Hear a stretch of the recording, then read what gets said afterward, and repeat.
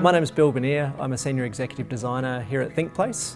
When I talk about ThinkPlace, I like to refer to the fact that we're trying to master design in complex systems, and we're trying to get a social good outcome from that. Today I'm going to talk about the 4 voices of design, which is really, it's quite a simple framework, but it's a really powerful one that helps to describe to people what it takes to really run a good co-design process. You've got the voice of intent, the voice of experience, the voice of expertise, and often where we're coming in, the voice of design.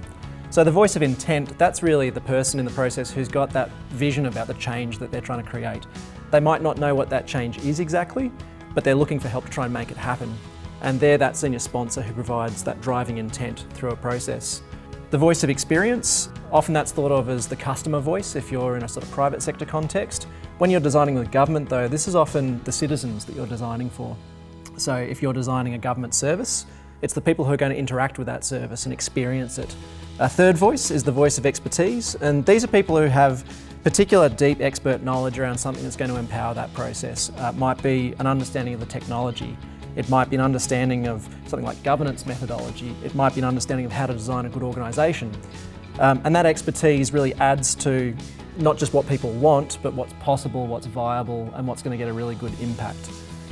But those 3 voices, left to their own devices, tend to just be a bit incoherent. They often don't have shared language. They don't have shared mental models that they can think through. So that's where we come in as the voice of design.